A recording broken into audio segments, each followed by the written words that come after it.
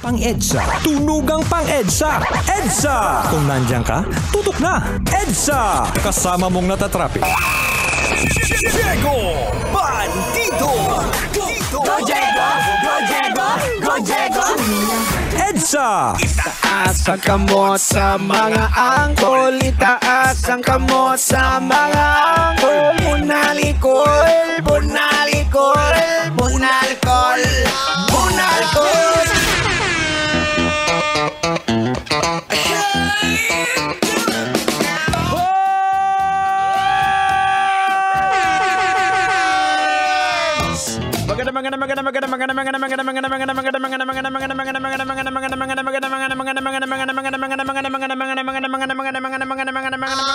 Kalbo!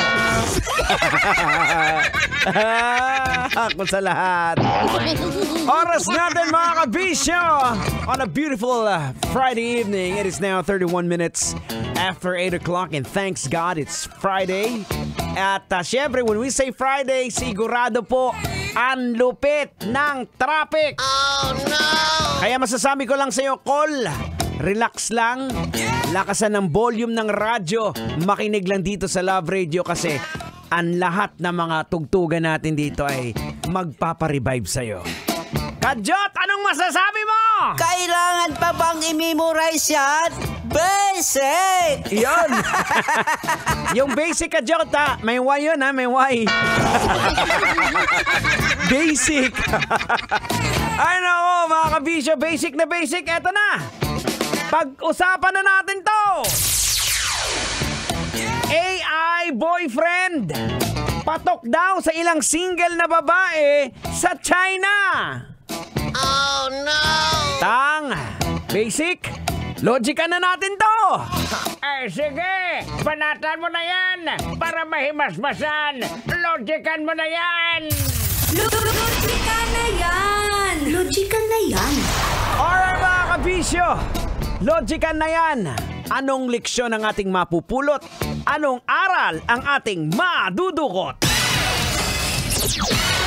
Boards, basic yan.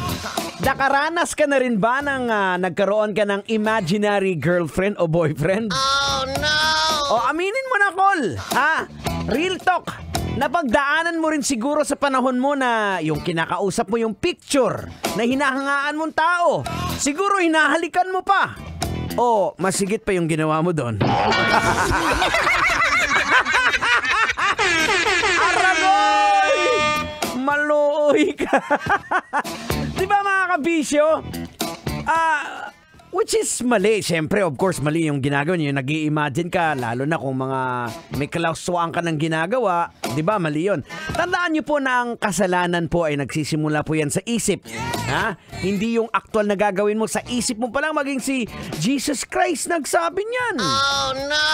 Ang sabi niya, but I say, anyone who even looks at the woman with lust has already committed adultery with her in his heart.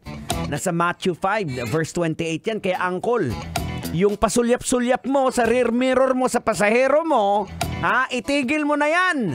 Dahil nagkakasala ka na. Well, mga kabisyo, ito, logican po natin. Alamin po natin kung bakit ito ginagawa ng tao na they find satisfaction sa pakikipagrelasyon sa AI. Di ba? Well, mga kabisyo, ganito yan. The idea of people forming romantic attachment to AI chatbots or virtual character is medyo komplikado pong na phenomenon po ito, mga kabisyo, with several potential explanations. Ito po ang ilan sa mga dahilan. Yung loneliness and companionship.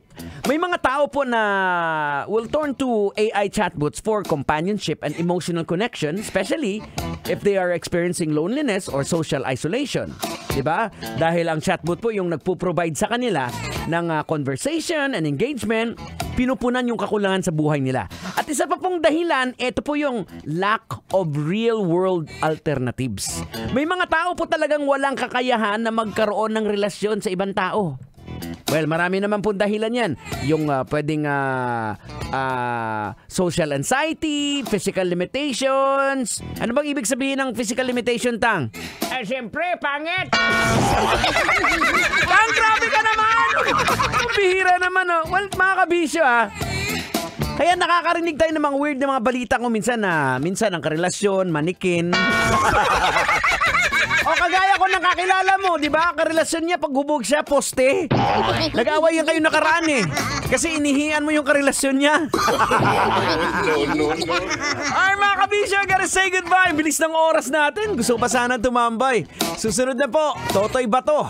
Pagkagat ng dilim, Totoy na lab. Maraming salamat. Magkarinigan po tayo bukas sa ating Love Radio Top 10 Countdown.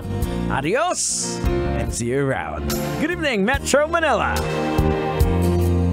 Kailangan pa bang i-memorize yan? Love Radio. Basic!